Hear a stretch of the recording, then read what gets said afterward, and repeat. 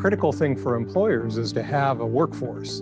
And the critical thing for an employee is to have a place of work that's within a reasonable commuting distance. So the two are really working together.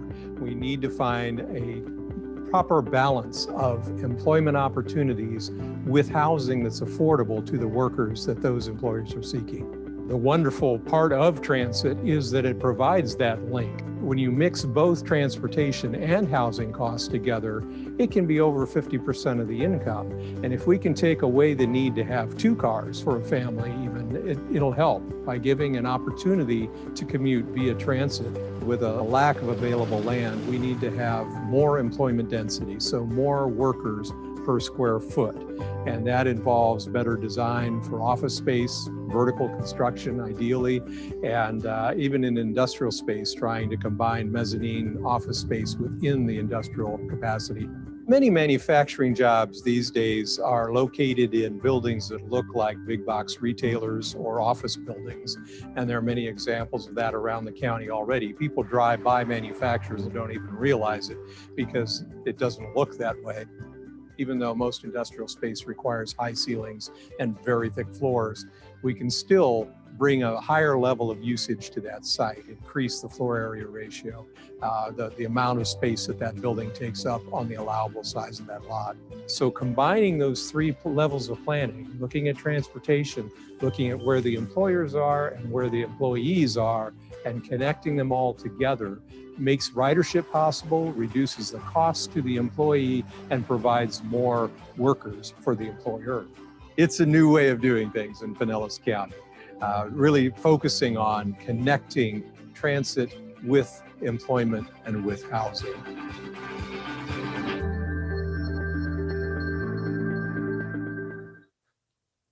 Thanks, Mike, for setting the stage for our fourth session of the Homes for Pinellas series.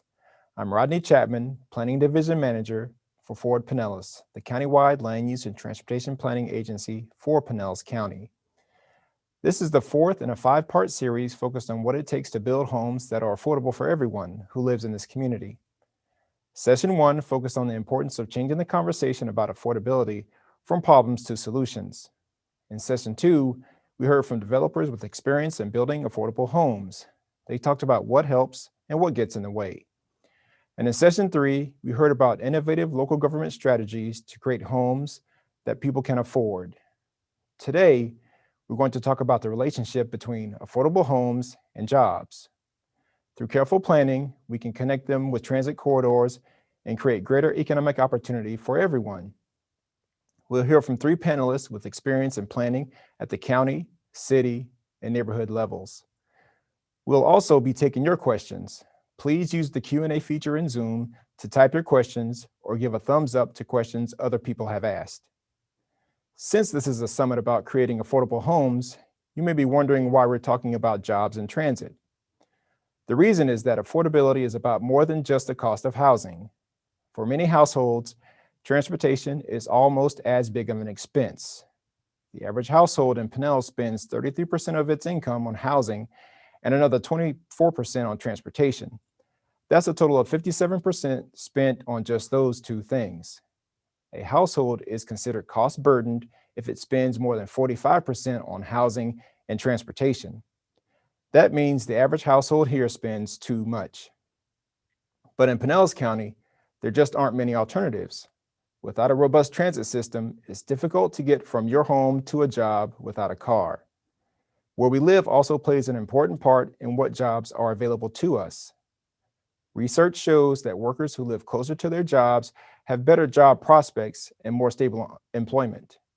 Longer commutes are hardest for lower income workers because they may not have reliable transportation. Good transit can help close that gap.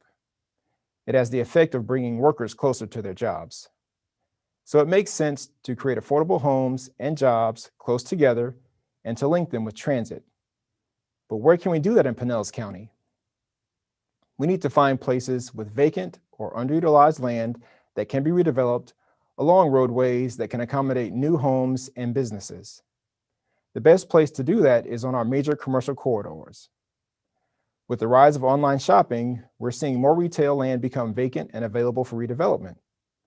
Like this example, a former car dealership that's being redeveloped into apartments in Pinellas Park. Most of the older development along those roadways is low density. For example, the average office building in Pinellas uses only 22% of the land it sits on. Most of the rest is used for parking lots. If we transition to higher density buildings, especially those that use parking garages, we can fit a lot more jobs and homes on less land. That helps support transit and it helps make homes more affordable. And it doesn't just matter where we build homes and how many of them we build, it also matters how we build them. The way we design our communities affects how people use transportation. Let's take a quick poll. Take a look at these two Google Street View images and imagine that there are two places in your community. The distance shown in each photo is about the same, about 9/10 of a mile. Between these two places, where would you feel more comfortable walking, biking, or catching a bus?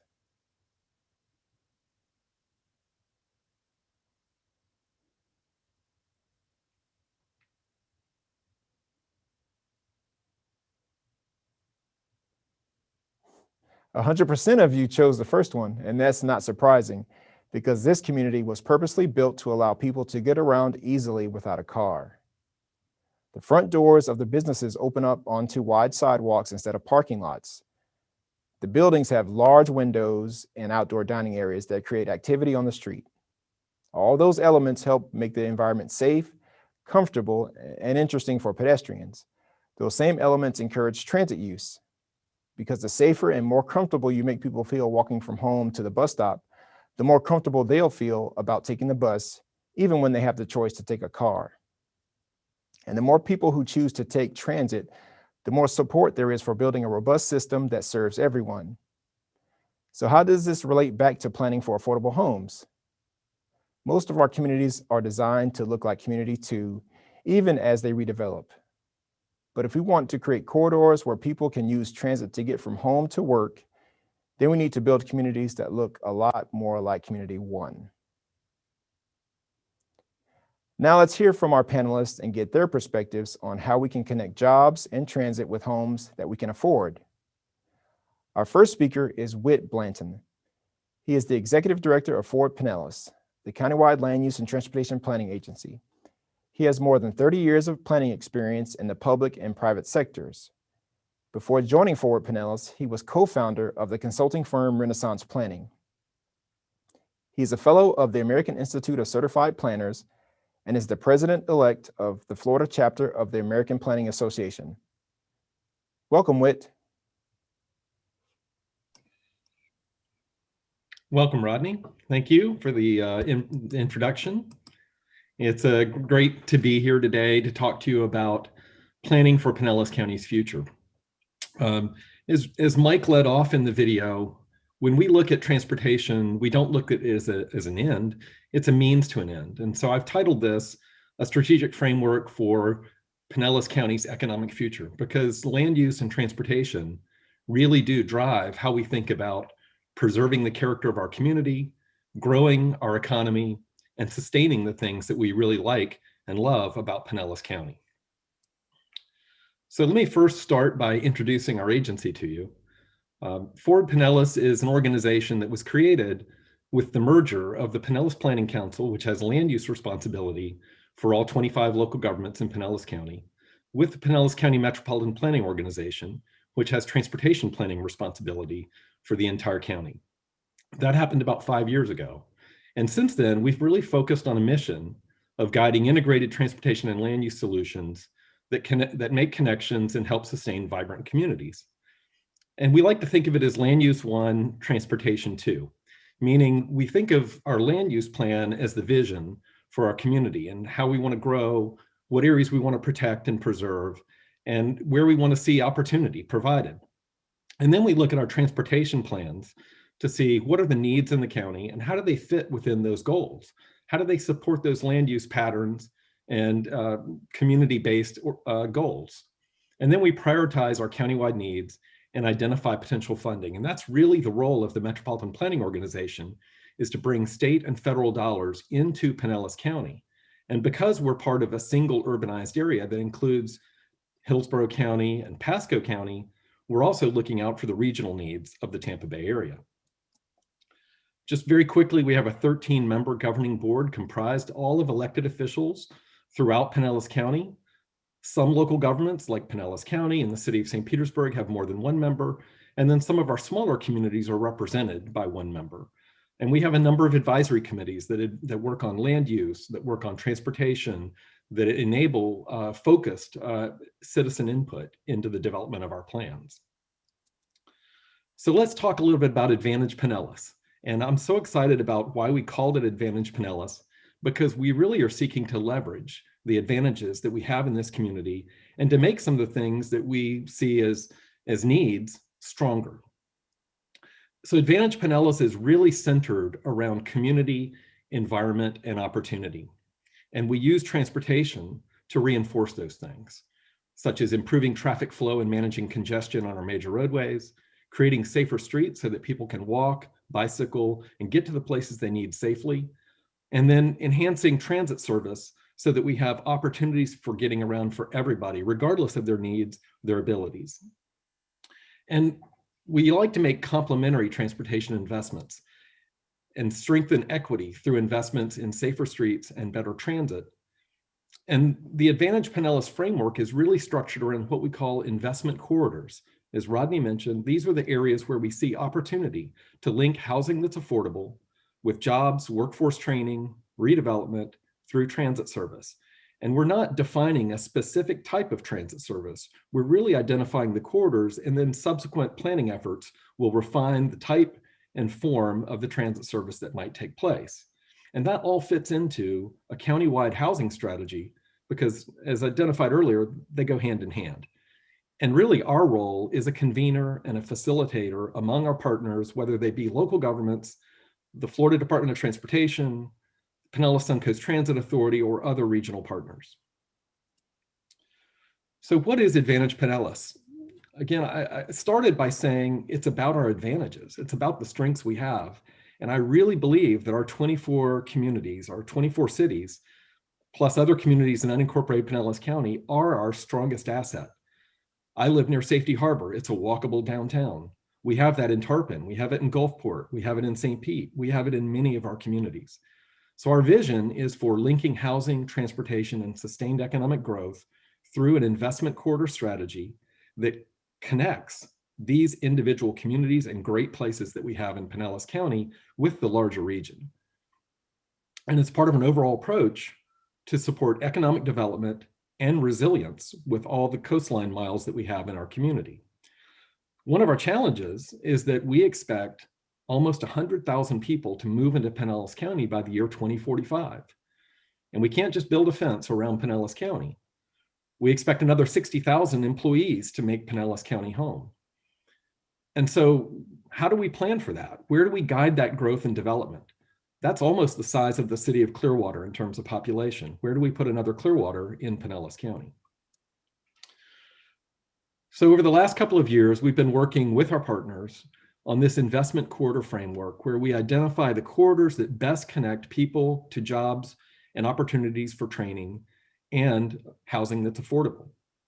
And Advantage Pinellas is really built on supporting and sustaining those things through better transit service, safer walkable communities, and means of getting people to places using technology and other aspects.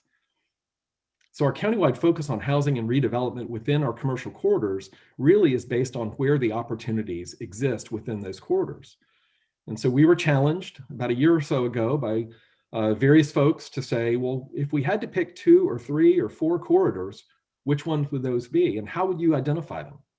So we went through some analysis of demographics, of market conditions, of travel patterns and trends.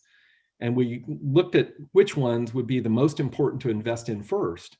And we created a map, and you see on the screen here, where some of these corridors are focused on more regional service, some of them are more connecting our communities within Pinellas County.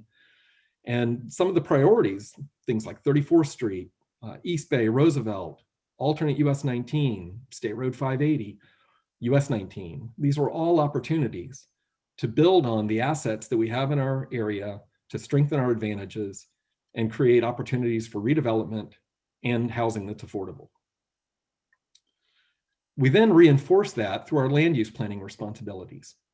So last year, we looked at our countywide land use plan, which is basically a framework that all 25 local governments must follow to identify how to coordinate the land use planning with the Advantage Pinellas Transit Investment Corridor strategy, and looking at ways where we could enable transit-oriented development to occur within those corridors if so desired by the local governments. So we're not mandating anything, but we are essentially providing the framework that enables local governments that seek to create means for the development community to build and provide affordable housing to do so. So we've created a network of activity centers and multimodal corridors throughout the county that provide the density and intensity of development that makes housing more affordable to build, and also provides the means for people to walk, like the images shown in the initial slide that Rodney put up.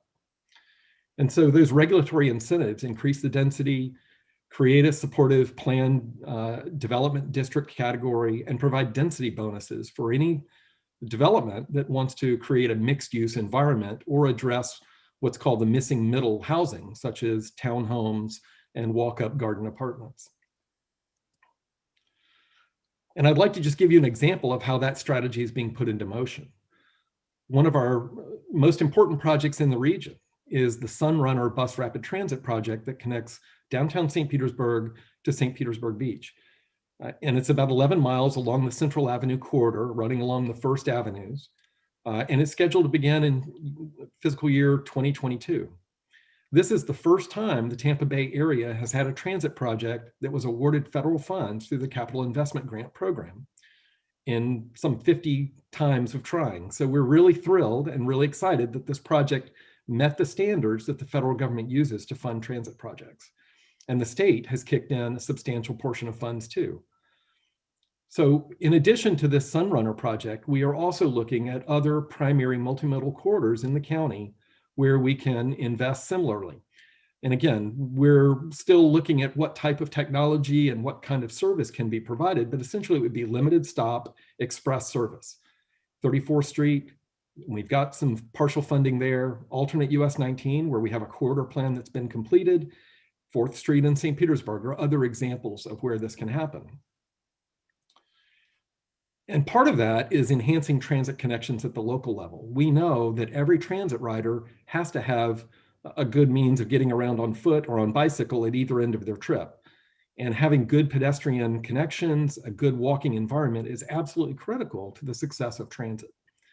So we're supporting higher speed, limited stop transit routes as the backbone for this network, looking at walking, bicycling, forms of other types of transportation, such as electric or shared scooters, electric bikes, which are sometimes called micromobility, using rideshare programs such as Uber and Lyft, all help people get to their ultimate destination if the transit service can't make a door-to-door service.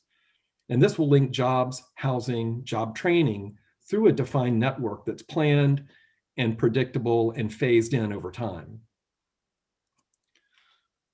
We're also working in partnership with Pinellas Suncoast Transit Authority on a transit-oriented development strategic plan for the Sunrunner project in St. Petersburg. And that really looks at redevelopment and property assemblage opportunities based on market demand and a market analysis of what's possible. So for the last several months and into the next year, we'll be working on that redevelopment vision, station and corridor transit-oriented development framework plans, and then guiding an implementation strategy that reinforces the investment that we're making in transit service in that corridor. Another project that we're eyeing is to look at the I-275 corridor, where we have funding in place to address the safety issues and the enhanced mobility needs in the interstate connecting downtown St. Petersburg, the Gateway area, the Tampa International Airport, and on through downtown Tampa. We have a bus on shoulder pilot project with construction funding in place. And then we're working with our Tampa Bay Area Regional Transit Authority partner to focus on a regional rapid transit project that is in the planning stage currently that would cover 41 miles connecting Pasco, Hillsborough, and Pinellas counties. And as part of that effort, we're looking at complementary development plans around the stations, such as at downtown St. Petersburg, 22nd Avenue North, potentially 62nd Avenue North, and in the Caroline area. All of these complement the investment corridor strategy that we're looking at within our county. So how do we make this plan a reality? It takes a lot of hard work and a lot of partnerships, and it will take some additional funding. So step one is to enable higher density development within the defined corridors and reduce the regulatory burdens that prohibit that kind of development to occur and prohibit housing that's affordable. We've already taken some of those steps, and we've got a few more steps to take.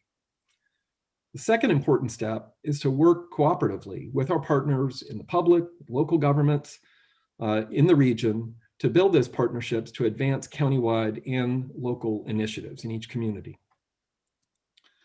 The third step is to fund design initiatives to enhance the understanding of redevelopment, to visualize what it looks like, what it can look like, and how it can complement what's on the ground today and fit in compatibly with the surrounding neighborhoods. The fourth is to establish priority funding for housing, resilience, and accessibility. And that's already in progress with the Penny for Pinellas and other funding sources that we have at the federal and state level, but we have some more steps to take there as well. And finally, one of the keys is to expand state funding flexibility and use our local funding to bring those federal and state dollars into Pinellas County. Because if we don't have that ability to do that locally, those dollars tend to go to other regions in our state, whether it be Miami, Orlando, or Fort Lauderdale. And when I say funding flexibility, one of the things that we're challenged with is that a lot of the pots of transportation funding are stovepiped, meaning they're meant for specific purposes. And in a developed urban county like ours, not all of those purposes are available to us. So we are working with our partners at the state level to see how we can make that flexibility work for Pinellas and achieve some of the goals that we've set out in this plan. Finally, I'm excited to introduce to you our new website for Advantage Pinellas that links all these things together: housing, transportation, economic opportunity, and blends it all together as a sort of a platform, a unified platform that you can go to find out information about these plans, provide comments on these plans, and be informed of how we're growing the future of Pinellas County. So thank you for the opportunity to present today. My contact information is here. I'm always available to chat, have a conversation, or make a presentation if desired. Thank you very much.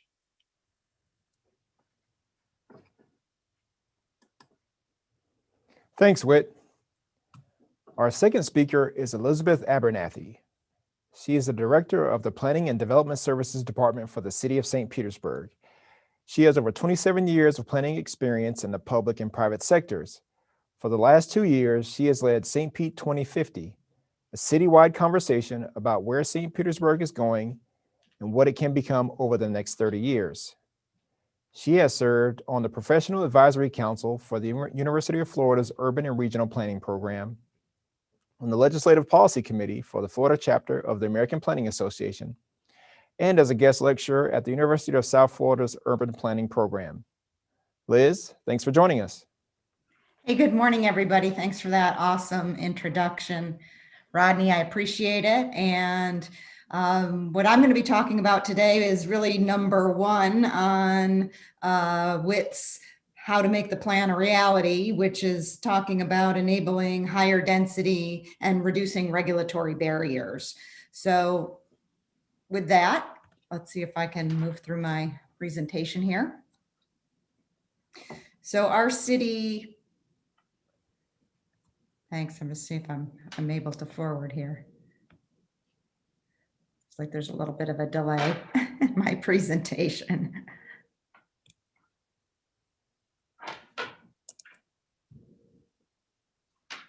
Okay, a little bit of technical difficulty. It worked in practice and now doesn't seem to want to advance. So.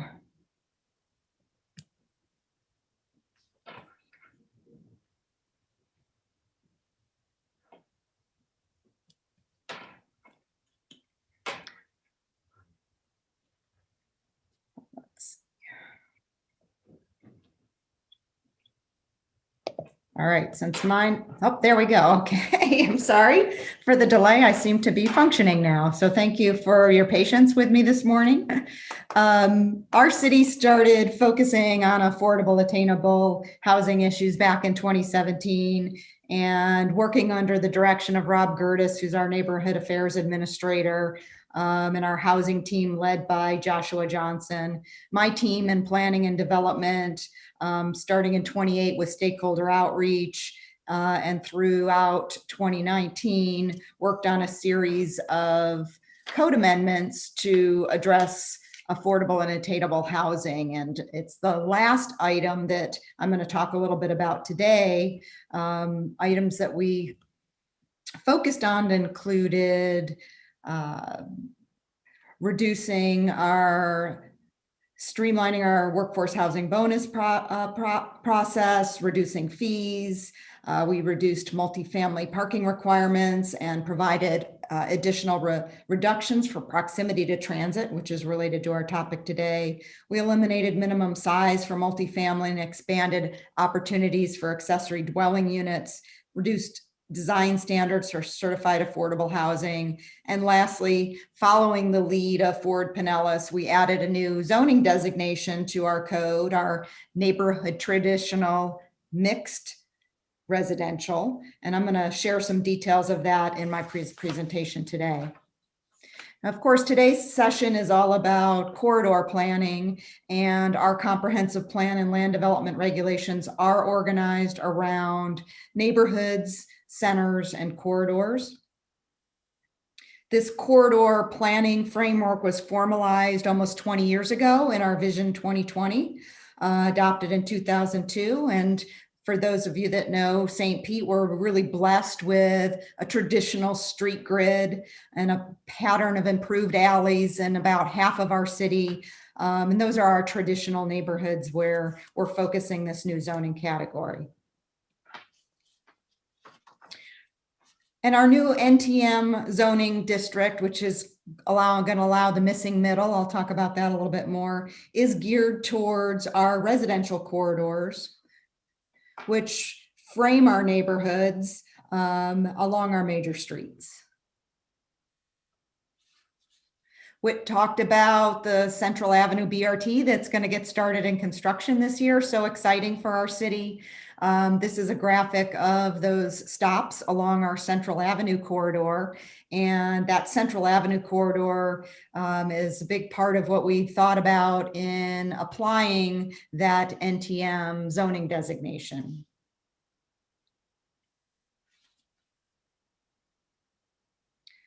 Forward Pinellas last year, maybe it's been 2 years, time seems to be all be blending here together, through their knowledge exchange series, brought forth this idea, this planning movement around missing middle. Many of you have probably seen some of these graphics and slides, and it is to allow some of those alternative development types that instead of just building single family or apartments and condos, we want to promote the opportunity to build some additional development and building types.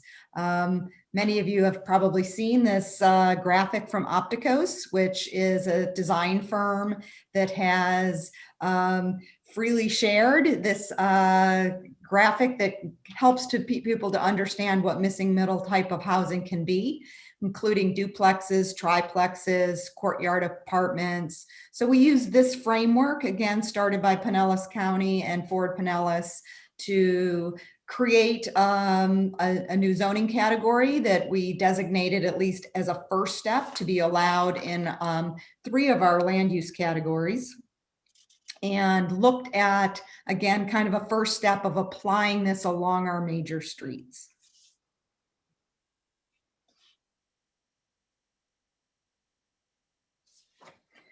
So our NTM1, which is the first category we have adopted into our code, would allow up to 4 units on a typical single family lot. So that would be about a 50 by 120 lot. We have many of these in our traditional neighborhoods along our major corridors. That form could be a duplex with 2 garage apartments. It could be a 4-unit building. And we have many of these forms already in our city. So that's very helpful in explaining to people and explaining to neighborhoods what these types of buildings might look like and how they really can be designed in a way to be compatible with single family and provide that great transition to the neighborhoods. So locational requirements for this new zoning are going to be located on one of our major streets with a public alley that will provide access for vehicular, for cars, and outside of our coastal high hazard area. We established design and dimensional standards to help provide that compatibility with single family.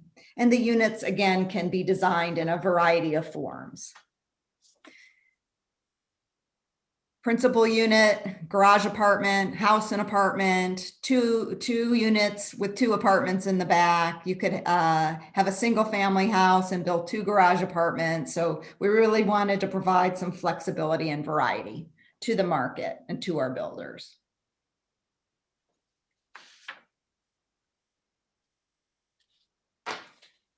Again, here's some photos of some of the new construction that's happening along our First Avenue North and South corridors now, where we have a CRT, a zoning designation that allows up to 24 dwelling units per acre. And we're already seeing some of these building forms start along those corridors.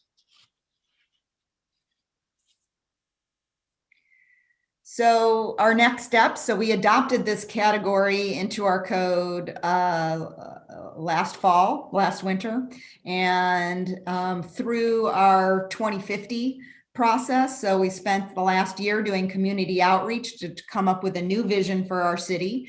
Our draft reports have just now been published, and we have a survey opportunity out to provide some final feedback. This spring, we are going to start looking at changes to our comprehensive plan and our land development regulations. Our corridors are going to be analyzed for the potential density intensity increases to accommodate our projected additional growth in our city. We've also been working with ULI on a lending analysis so we can better understand the financing aspects and challenges associated with building this type of housing. And as I mentioned before, and Whit talked about, we are collaborating with PSTA on their Central Avenue BRT TOD, lots of acronyms here, station area planning. We are anticipating, we may have a new zoning district regulations associated with those transit stops and the areas surrounding those to help, again, promote some density intensity to facilitate that new transit that's coming to our city. So we are looking again this summer at zoning amendments to incorporate the new NTM zoning designation, as well as looking at some larger changes to our comprehensive plan and land development regulations to adopt a lot of what Forward Pinellas and Whit have started, allowing some higher densities and intensities along all of our major corridors. So that really concludes my land use perspective and how the city of St. Petersburg is working to expand housing opportunities throughout our city. I'm just going to end with the staff contacts for the different disciplines in our city and how we all interact and work together towards these goals of both marrying transportation and corridor transit jobs with affordable and attainable housing for our community. So thank you. That concludes my portion of the presentation, and I'm looking forward to the Q&A. Thanks. Thanks, Liz. Our final speaker is Stephen Benson. He is Chief Planner for the City of Tampa, coordinating the implementation of Mayor Castor's Transforming Tampa's Tomorrow strategic plan for transit and mobility. He has more than 10 years of transportation planning experience, including serving as the Metropolitan Planning Administrator for the Florida Department of Transportation, District 7. Stephen has served on the Hillsborough County Planning Commission and held local leadership positions with the American Planning Association and the Congress for New Urbanism. Welcome, Stephen.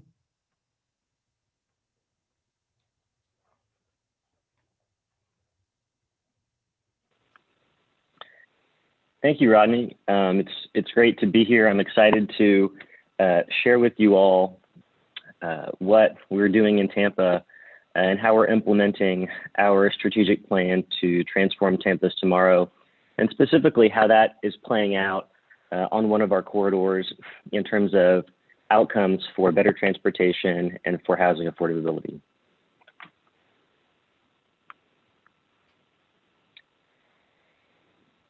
So in 2018, our former chief of police, Jane Castor, was elected mayor, and she took office in 2019 and campaigned on a 5-issue platform. Those issues were transportation, land development, workforce development, housing affordability, and sustainability and resilience.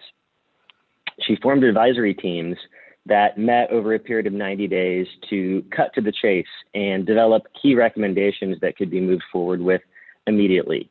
As part of that initiative, we established a goal to increase affordable housing units by 10,000 before 2027. In 2019, 900 residential units were permitted in the city of Tampa, and less than 5% of those units were affordable. We estimate that there is approximately 1,600 homeless in the city limits residing, and the cutoff to qualify for affordable housing subsidy through the Tampa Housing Authority, that income cutoff is $34,000 a year, and the wait list is approximately 25 families long, so equating to about 10 years of having to wait. So there is an affordability gap, essentially, between what we consider affordable housing at the very lowest tier that people qualify for subsidized housing, and then just traditional market rate. And we see that gap increasing over time, even today, as housing costs are going up. So to address these issues, we really need to focus on increasing the supply of affordable housing for the lowest tier, but also look at housing availability and housing diversity across the board, like many of several of the prior speakers and presentations have mentioned. Now, focusing specifically on what that looks like on a corridor, one of the key recommendations from the mayor's plan was to look at connecting our 3 major job centers. So the West Shore District, the Downtown Central Business District, and also the University area or the Innovation District north near the University of South Florida. And the first corridor that we are really focusing on is the Florida Avenue corridor. And that's what's showing on your screen here. On the left is downtown Tampa, and on the right, far end, is the university area. The yellow line or the orange line represents our existing Tampa Streetcar system, and the green lines represent the extension of that system that we're currently working on in engineering right now. And then the red line represents our version of the Central Avenue BRT, the Sunrunner, which is our local bus rapid transit service that's going to run along the Tampa Street, Florida Avenue one-way pairs, and then continue on north to the university area.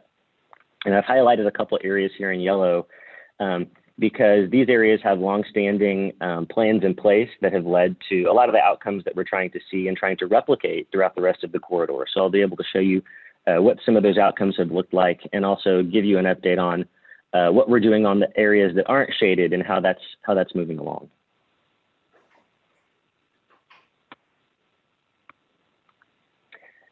So arguably one of the first community planning efforts that was taken on this corridor was not something that started on either end, in the actual activity centers, but it started in the middle in the neighborhood called Seminole Heights that I think many folks are aware of. It's become a really hot real estate market right now. The redevelopment that's been occurring has been just completely transformational. There was a plan completed back in 2009 that was really grassroots driven, led by some city council members, to establish a vision for redevelopment. And the image at the top really is indicative of what the scale of development and what the character of those major corridors in that neighborhood looked like. And then the image on the bottom represents what the community felt like their vision should be for the future. So a mixed use walkable corridor that really is a neighborhood main street as well as a transportation artery. So as part of that process, a form-based code overlay district was adopted to figure out how to remove barriers and make it easier to develop in the manner that the vision plan had laid out. And that form-based code has been in place for about 10 years now. And so we're already seeing some results that I'll be sharing with you in a minute. After that Seminole Heights plan was adopted, the city embarked on a citywide master plan. And this was around 2010, 2011. And as part of that master plan, again, it pointed to these corridors as in need of complete makeovers. So after the overlay district was adopted, this plan really got a little bit more specific on the roadway changes and what types of transportation improvements are going to be needed to support that vision for redevelopment. The vision included converting Florida Avenue, which is the northbound one-way road, from a 3-lane highway into a main street with modern but traditional multi-level buildings and active uses on the ground floor, and really just a generally slower speed roadway that is a lot safer for pedestrians and cyclists and the neighborhoods on either side as well. For the southbound corridor, which was also one way, the approach was a little bit different because this corridor was historically residential. This is the Tampa Street corridor. And some very similar improvements, but just less dramatic land use changes were adopted for this section. Now in 2015, plans were put in motion to begin looking at the extension of the Tico Historic Streetcar, which was constructed in around the year 2000. The current system is about 2.6 miles that originates in Ybor City and passes through the Channel District along the downtown waterfront and ends at the southern edge of our central business district. The project that we're currently working on, which is the modernization and extension, is going to be focused on modernizing that existing line. So focusing on speed and reliability and less on the tourist attraction and the novelty of the historic and the replica vehicles, and reconstructing the stations to provide for ADA compliant level boarding and just faster operations in general. In addition to that modernization, we will be extending the line north through the heart of the central business district of downtown and terminating up around Palm Avenue and the Armature Works area of Tampa Heights. But we aren't stopping at Tampa Heights. So we know that 10-mile stretch between downtown and USF, every day about 250,000 people go back and forth between those two areas or utilize that corridor. It's very, very high traveled, and the neighborhoods along it are going to see a significant amount of growth projected over the next 20 or 25 years. So this really presents an opportunity to introduce some of those same strategies that were incorporated into Seminole Heights and the other adjacent neighborhoods of North Tampa, Sulphur Springs, and Seminole Heights, as well as up into the university area. So following along that same process, the city worked with HART and the Hillsborough County Planning Commission to be awarded a grant from the Federal Transit Administration to look at transit-oriented development planning. This is a very similar process that's occurring along Central Avenue in St. Petersburg. And this project is focused on looking at context-sensitive transit-oriented development. So not a one-size-fits-all, but really what makes sense for each individual station, each individual neighborhood, because every neighborhood is different. And the TOD in one neighborhood may look a little bit different than the TOD in another neighborhood. And here's sort of an example of that. This is the same, similar schematic that Liz showed, but this actually on the top is the FDOT context classification system, which is essentially an acknowledgement or a theory that just because there's one road that travels through an entire city or an entire region, it doesn't mean that that road should serve the same function, the same purpose through all of those different areas. And so this could be the equivalent of a US 41, a US 19 type of a road that also changes and adapts and is context sensitive in its design, depending upon which district it's actually traveling through. So that's the same approach that we want to take with TOD. We're not going to be putting in high rises, all up and down this corridor. It's going to look a little bit different and a little bit more nuanced, depending upon where it's at. And that's something that has to come from each individual neighborhood working directly with the city to figure out what their vision is. So some of that redevelopment in Seminole Heights that's already taking shape is shown here. You can see how dramatically different it is, but essentially it's pedestrian oriented to the street with parking either underneath or in the back, with active uses on the street that really encourage people essentially to walk, because walking is the first step in actually utilizing transit and relying on transit. And again, not all of it's multifamily, not all of it is high-rise or mid-rise.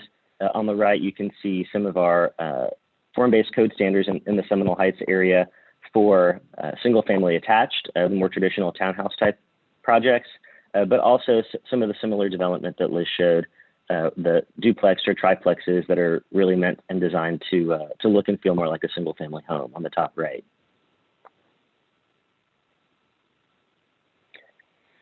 So in terms of lessons learned, what we have learned at the city is that nothing is really possible without having a common vision across all the different partners. That's why we're really so glad to be a part of this conversation with Forward Pinellas and with the communities across the Bay, because it really does take a village to make these types of transformational changes and see results for your community. But everything does start with a vision.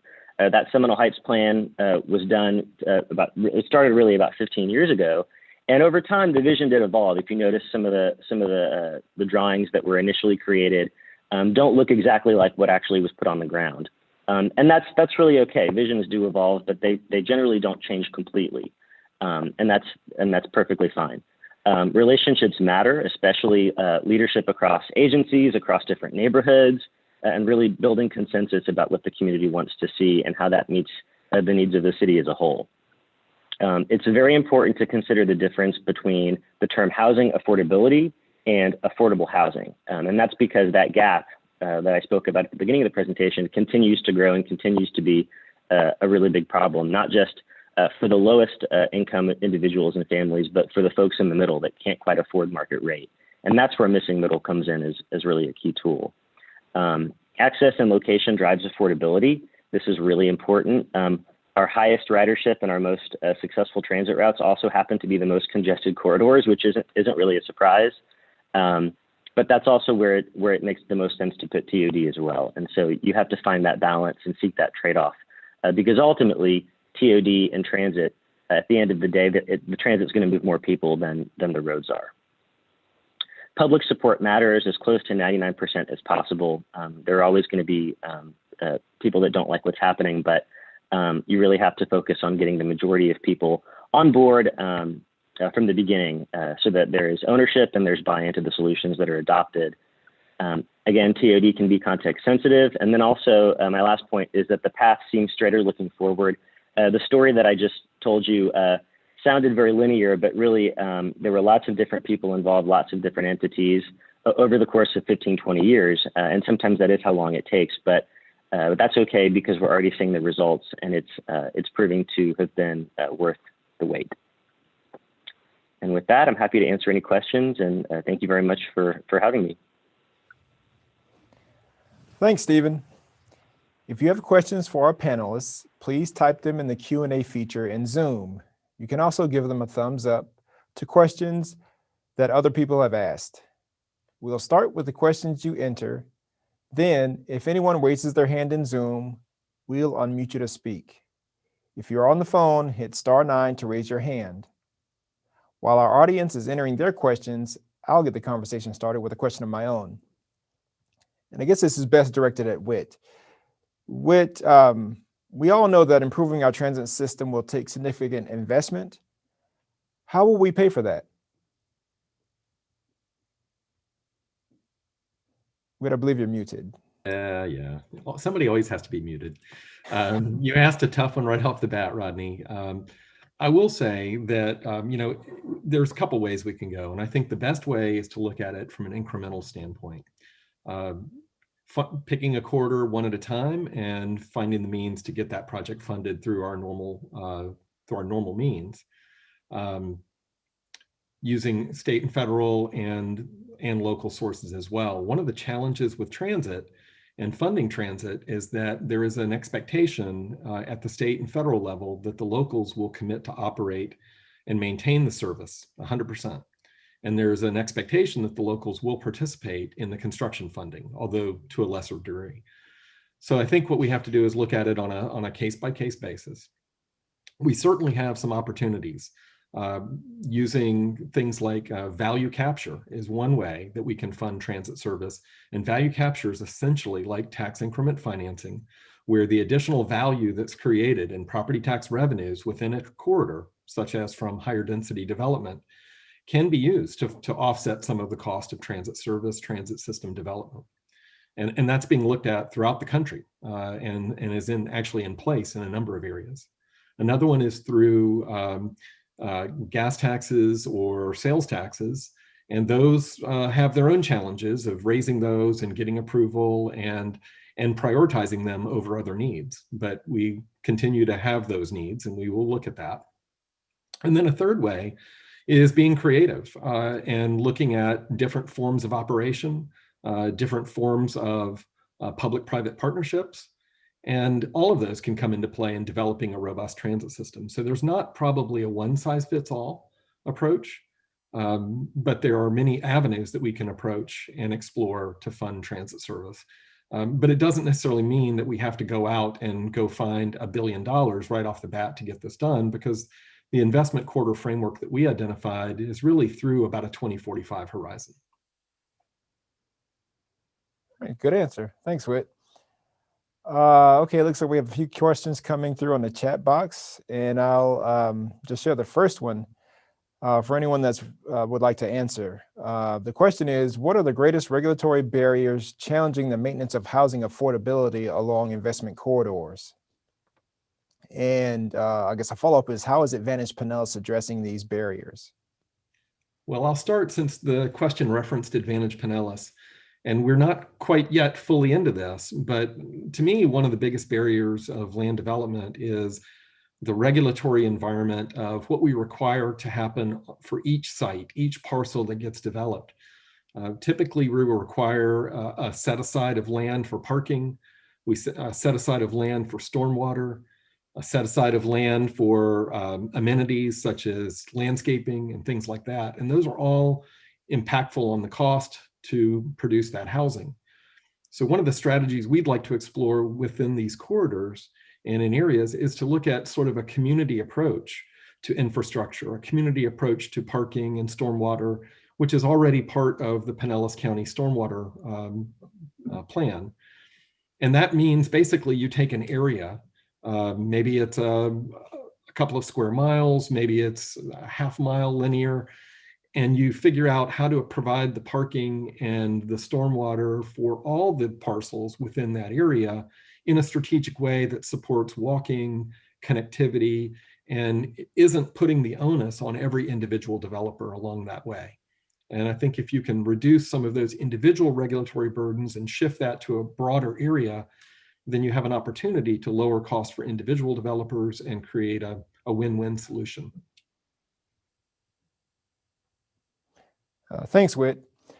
The next question, I believe, is best suited for Liz. That question is, how can we incentivize and assist developers in achieving good transit-oriented private project design?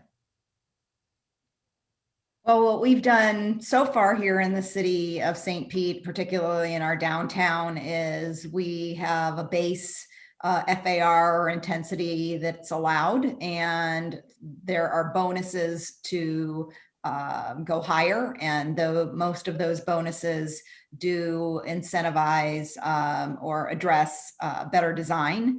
So I think it's going to be particularly important as we work on the station area plans for our Central Avenue to make sure that we have those design requirements built into the zoning regulations to make sure that we get that transit-friendly, pedestrian-friendly design that we like to see in our city.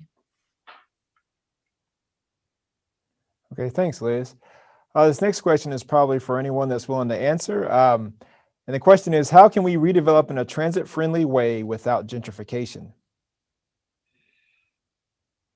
I'll take a first crack at that. Maybe Stephen can help me there. Gentrification is a tough one, but gentrification by itself is not a bad thing. What's the problem is that sometimes gentrification leads to displacement, and that's where we want to avoid that. So a housing strategy provides a range of housing types in a neighborhood, in a community, at price points that the community that exists there can participate in the housing strategy and can afford those units. So that may be different sizes of units. It may be, like I said, unbundling the parking and stormwater from the individual development, for instance. But I think it also really means working very closely with the community and with the neighborhood to understand what their concerns and issues are, and ensuring that they're part of the solution, that they're helping design the community, that they're helping to engage in the development proposals in the area, and that we're scaling things that are appropriate for them. Secondly, I think that it really does require focusing on lifting that cost burden in other ways. For instance, you talked at the beginning about the high cost of owning a car and transportation in Pinellas County and using that as a means to get around everywhere. So if we have better transit service, maybe some of those people who are struggling with making ends meet and feeling like they have to maintain a car or have a car payment that not a car payment, but a repair that they can't afford, have some options for getting around. And that gives them more availability to use those dollars for housing.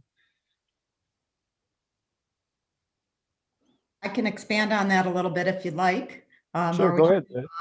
I just wanted to talk a little bit about, how we can help people to be able to stay in their homes. So we approach that in a couple of different ways. We have financial assistance for rehabbing their homes. And I think that the provision of accessory dwelling units is also a great way to allow people to have some income, and looking at ways to maybe subsidize construction of accessory dwelling units, to allow that homeowner to either be able to rent out that apartment to help pay for taxes, insurance, and maintenance on their home, be able to stay in their home, or even to be able to, or to have a caregiver that lives in that unit, or to be able to move into that unit because they can build it in an accessible way and have a family member rent the house out. So I think having through both financial programs and assistance, as well as through some different land development regulations, we can help find ways to keep people in their homes and deal with some of those displacement concerns. All right, Yeah, thanks, I would just add, these are all great points. I just wanted to add that it's important to also be realistic too.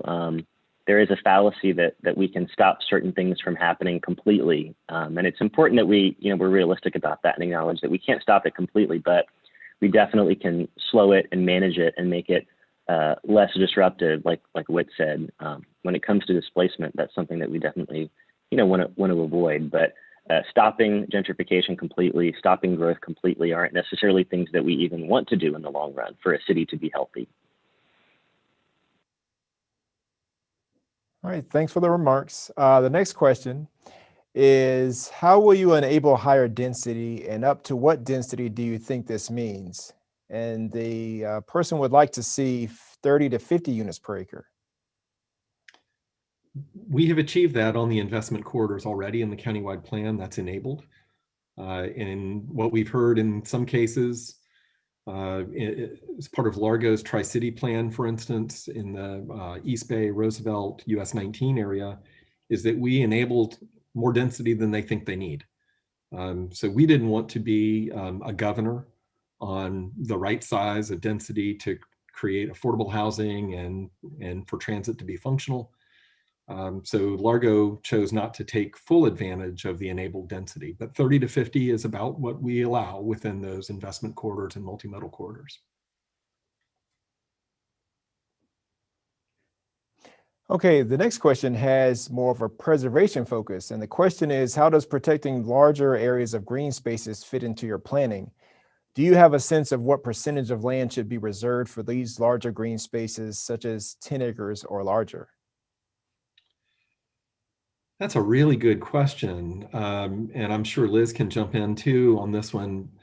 You know, Pinellas County's done a pretty good job with its park system, preserving green space and open space. And I know we've just had a referendum on that in Clearwater. So people really want to see open space preserved. So what our Advantage Pinellas plan does is it focuses on developing in areas that are already disturbed, that are already developed, and focusing on a redevelopment strategy in those areas and not encroaching any further into green space areas. So it's very consistent and compatible with our strategy to preserve green spaces and keep open spaces to the extent we have them in Pinellas County in existence.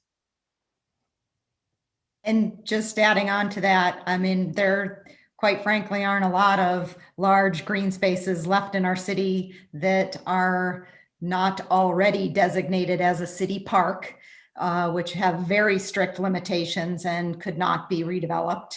And we have some preservation areas. So the focus in our city on redevelopment is in areas that have already been disturbed.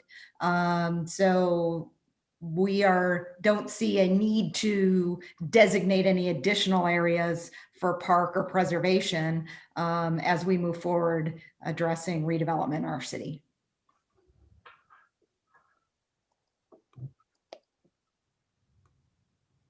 Thanks. Next question is, do any of the presenters have examples of successful employer-assisted housing? And how could this employer-assisted housing be successful in the corridors described today?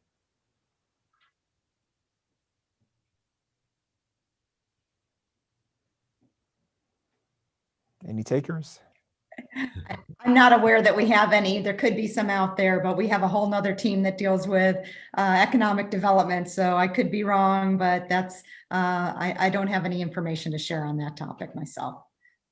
I grew up in a textile mill town where in North Carolina, where the mill built the village where the workers lived. We don't have that model as much anymore. That was 1910. All right, we'll move along.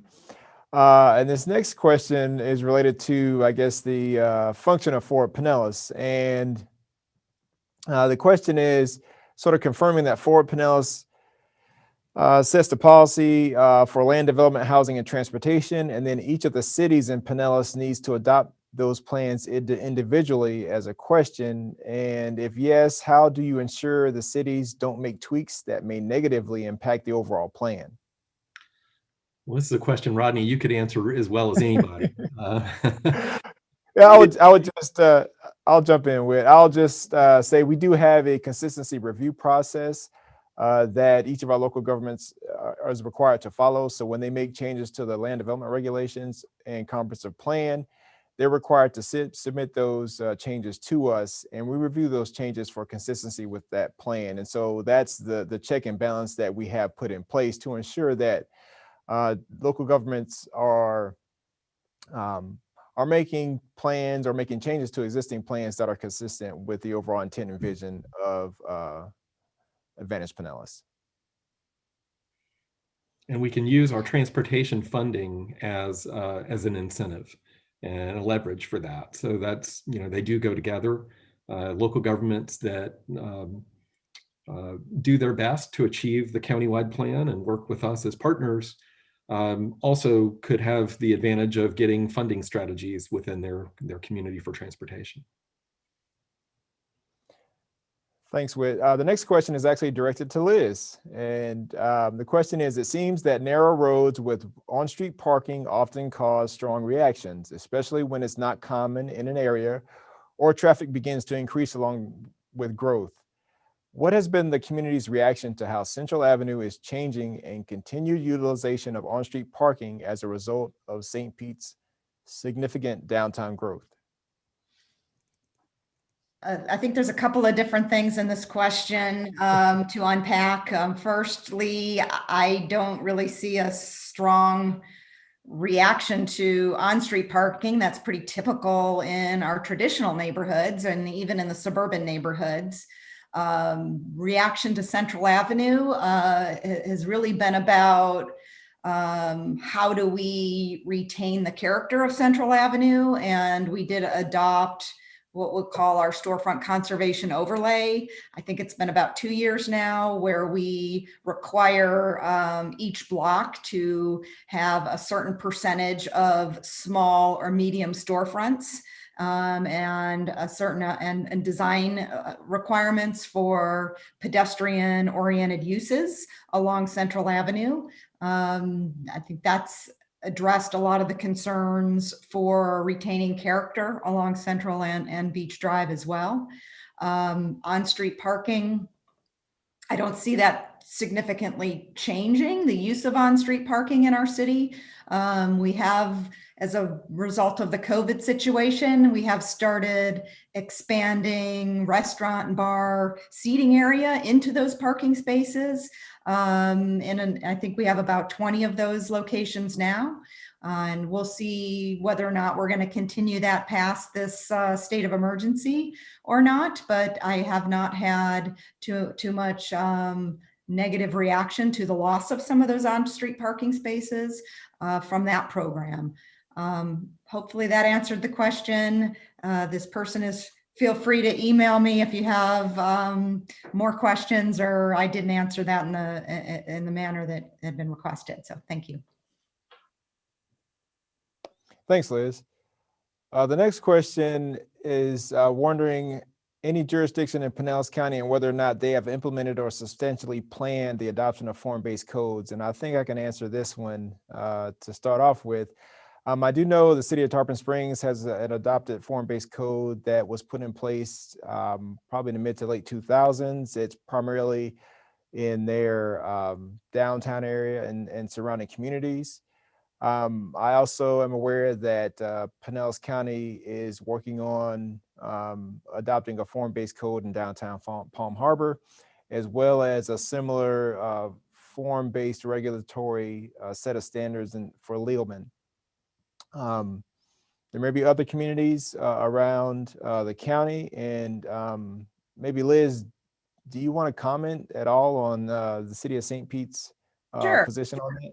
Sure. I mean, what I'd like to add to that is, the code that was adopted in 2007 and that we've been continually refining over the years, I think of as a hybrid code. It really has a lot of the aspects of form-based code and the design regulations that are in almost all of our zoning districts, and it allows an FAR-based approach in our downtown and our activity centers. I think we're going to be looking at that a little bit more with our 2050 initiative and some changes that we'll be seeing next summer. But I feel, we don't need to go to a straight form-based code because we really have that framework in place that's kind of married with some of the traditional zoning regulations as well. Thank you. Yes, good points, Liz. I believe around Pinellas County, that's what we are seeing as well, is more support for hybrid codes where you're keeping some of those regulatory standards in place, but marrying them up with more form-based and design-based standards for new development. Next question is, let's see if we can toss this one to Stephen. How do we get buy-in for transit from people who are happy with the auto-oriented suburban lifestyle?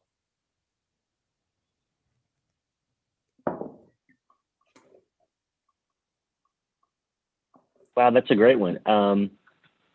Well, it's tough. I think that people choose where they want to live, and when they make that decision, they have in mind how they're going to get around. And sometimes when people pick a place, if they're going to buy a house or moving into a house, they don't think of transit as being, as becoming their primary mode of transportation. And that's what we really have to focus on, I think, changing, is that mentality. So it's not so much about putting people or putting neighborhoods in boxes as being this one's suburban and this one's urban, and turning it into a this versus that. It's more about just getting people to try it. So you don't have to necessarily take the bus everywhere, but if you're going to, for instance, a hockey game downtown at Amalie Arena, we find that it's actually faster if you take the Route 1 to get there and park at a remote location than going downtown, paying $20 for parking and having to walk and go through the whole process of getting into the arena. So, I mean, that's just one small example, but another example is we recently made our streetcar system fare free.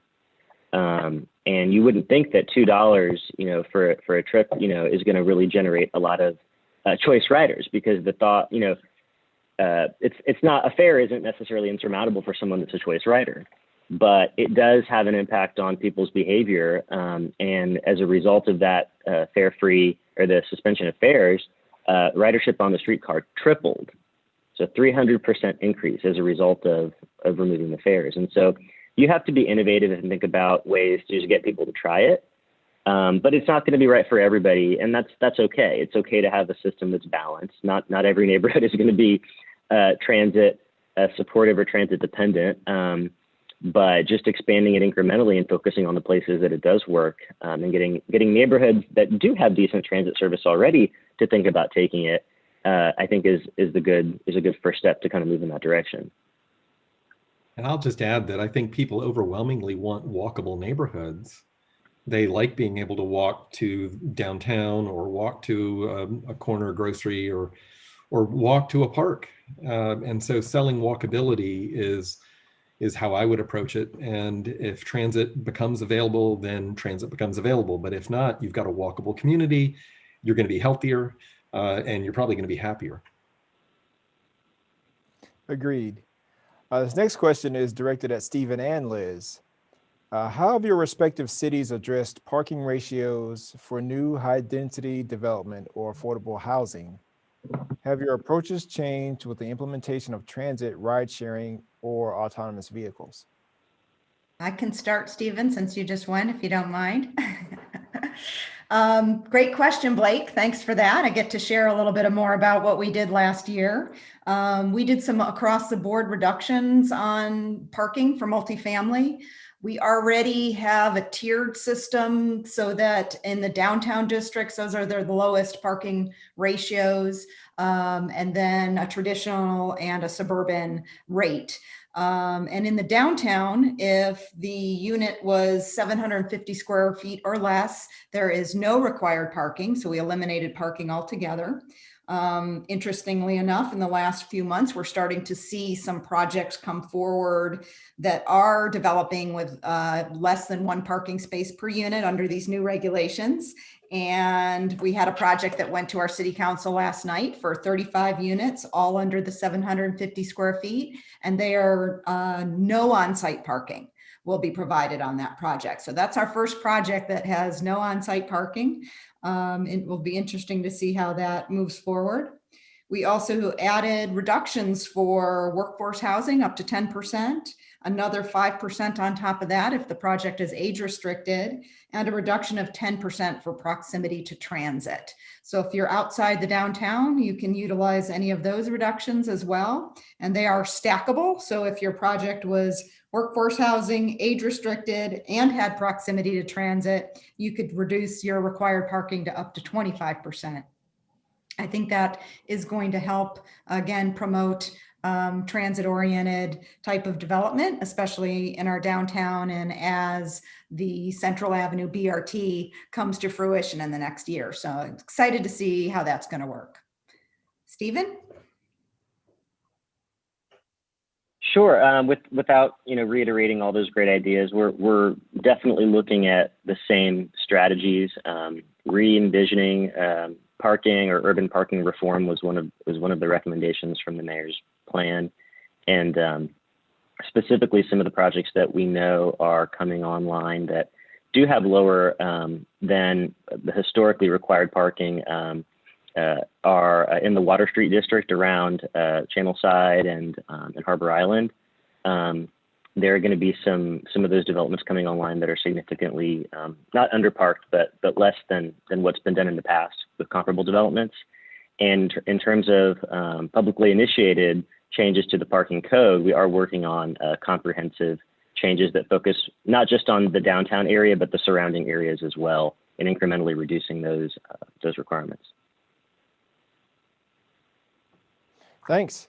The next question is probably an open one, and the question is, have any of your communities implemented methodologies, programs, or dedicated resources to assist workforce housing developers to be competitive with private market rate developers who have the financial capacity for higher priced land along the identified corridors? I don't mind starting on this one too, if you like. We do, right now we have workforce housing bonus density in our code. So many of our corridors have a base density of 15 dwelling units per acre and allow up to another 6 or 8 workforce housing units. So that is an incentive to use the workforce housing. We are seeing that starting to happen in our Skyway Marina District, as well as close to the 34th Street corridor in First Avenue South. We also do have some programs, again, working through our housing team for city subsidies for workforce housing projects, and our city council just last night approved a subsidy for a new townhouse project that will be income restricted. So we're doing it on a number of ways, both through our land development code as well as financial and housing programs. Thanks for that question. Okay, the next question is, do employers prefer to move into transit-oriented areas or low-density ones? I don't know that there's a one-size-fits-all approach, but what employers want is a good workforce, and they want a good workforce that is happy and able to afford to live, where they want to live. And so I think we've got to really work hard to create a mechanism for incentivizing and attracting a great workforce in Pinellas County and throughout the Tampa Bay region. And I think employers will gravitate to where the employees can get to their location easiest, and where they can find housing nearby within a reasonable commute time. And that's one of the things I worry about. If we don't deal with our affordable housing problem that we have in Pinellas County, then people who are finding housing that's cheaper in other counties, Pasco, Manatee, or wherever, and they're making those long commutes, how long are they going to be satisfied employees making that long commute? And then ultimately, how long is the employer going to want to see that long commute being a burden for recruiting and attracting a quality workforce? So that's I think one of our biggest long-term challenges. And I've heard from employers in Pinellas County who moved to, say, the Bryan Dairy US 19 corridor because they found more space than maybe they had in Oldsmar or someplace like that. But now they're finding that's a pretty long haul for some of the workers that used to be near the Oldsmar area. And so we've really got to look at it from both sides of the equation: better transportation networks and better housing opportunities, because they go hand in hand in that employer mix, that employer decision-making process.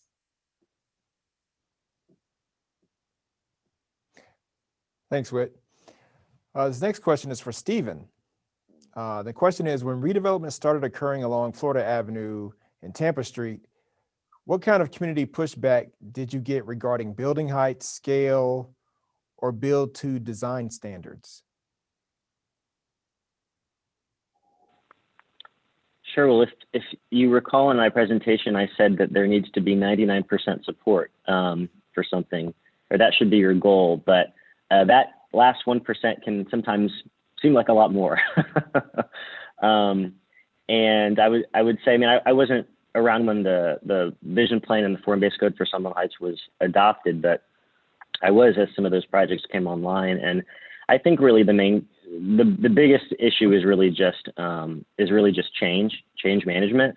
Any type of change is going to generate, skepticism and criticism and complaints. And that's something that we expect. But in terms of, specific design problems or pain points, I think that this is probably common on many corridors, not just this one in Tampa, but also in the Pinellas and St. Pete area as well.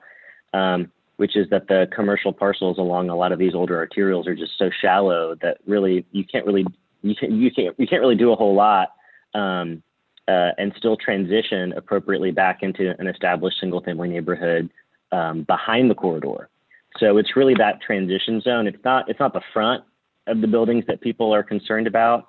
Oftentimes it's the back and how that building treats the neighborhood behind it and how it buffers or doesn't buffer. And you know, we do a lot of site plan level zoning. And so a lot of times it boils down to buffering and screening, which really isn't always the best solution. Sometimes it needs to be something a little bit more thought through than that.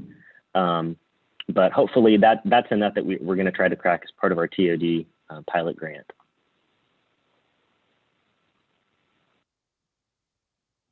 Thanks, Stephen.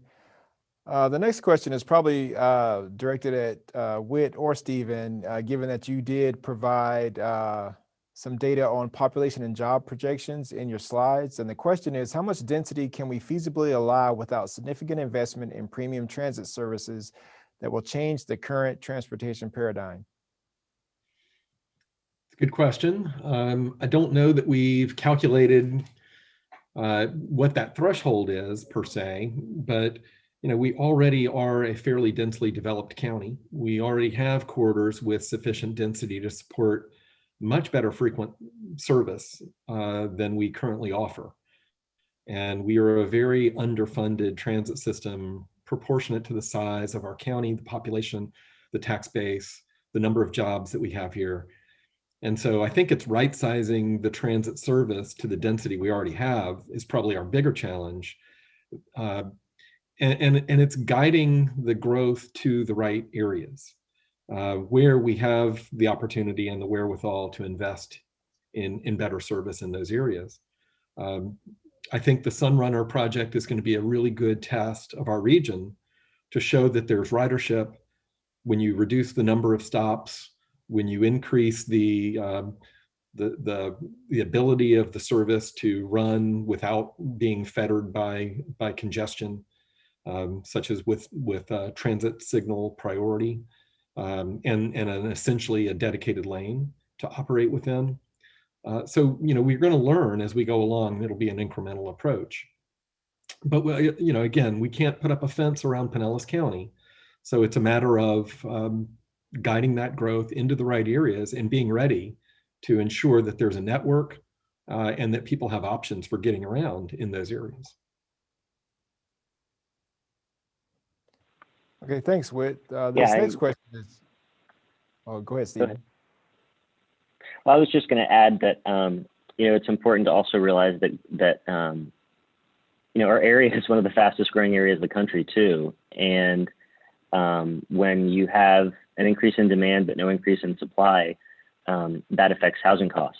And that's what we're seeing specifically, you know, in Tampa is that housing costs are increasing because there's just no supply. So the only other alternative is to go out into the unincorporated areas or to Pasco where there's miles and miles of greenfield development because people just can't afford homes in the city. Even you know, middle class people can't afford homes in the city. So it's a challenge. Again, thanks, Stephen. We only have a couple of minutes remaining, but I want to get to this next question because I think it's a really good one. And this is an open question for anyone. The question is, there's a lot of resistance in the community to the idea of increasing density and funding transit, but the highest density places in the county, for example, our downtowns, are some of the most in demand and expensive.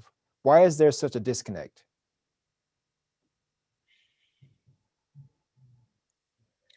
Nobody wants to tackle this one. I think the disconnect is what Stephen talked to earlier is change is really hard for people. You buy into an area, you move into an area, and you move in and you think you know what's going to be there forever. And we are a dynamic county. In fact, I came from Orlando, Orange County, and Pinellas is far more dynamic than Orange County in a lot of ways because it's so diverse in terms of the character of development from city to city. So change is hard. That's probably the first answer. People don't like to see their taxes raised is another one, and that's always going to be a challenge. But the issue is that we are already spending a high proportion of our income on housing, a high proportion of our income on transportation, and we're leaving a lot of people behind in participating in the economy because they don't have transportation options and they don't have housing options. So to me, it's a matter of, do you want more people fully participating in the economy, which would effectively lower our tax rates if we have more people participating in the economy and earning incomes and being able to buy homes in the area or rent. So it's a long-term strategy. It's a long-term approach. And I think, it's a matter of communicating. It's a matter of listening, and it's a matter of education. And then it's also about the right place and the right location. All right, thanks, Whit, Liz, and Stephen for sharing those very thoughtful insights with us today. If you would like to rewatch this session or see sessions 1 through 3, you can find them at homesforpinellas.org. The video of today's session should be online by Monday. Our last session in the Homes for Pinellas series is in 3 weeks on December 11th from 11:30 to 1 p.m. Now that we've started the community conversation, our next session will focus on building consensus on how we might take action. We will introduce a countywide housing compact. This is only a draft that we hope our communities will help us refine and adopt. Be sure to sign up at homesforpinellas.org. We look forward to having you join us, and thank you for attending and have a great weekend.